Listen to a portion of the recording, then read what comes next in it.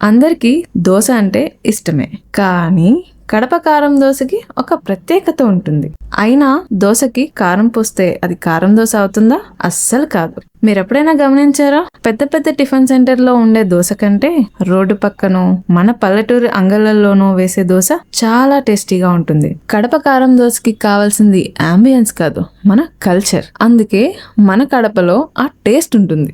రెడీగా ఉన్న బియ్యం పిండిని తీసుకొని కాలుతున్న పెనంపై వేసి నూనె పోసి కాలనిచ్చి అటు ఇటు తిప్పి ఎర్ర కారం పూసి పైన కొంచెం బొంబాయి చట్నీ తగిలించి అలా అలా పప్పుల పొడి చల్లి మడత పెట్టి ఇస్తరాకు ప్లేట్లో చెనిక్కాయల చట్నీతో అద్దుకుని తింటే ఉంటది సూపర్.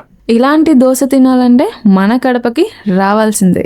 మీలో ఎంతమంది కడప కారం దోశను మిస్ అవుతున్నారు?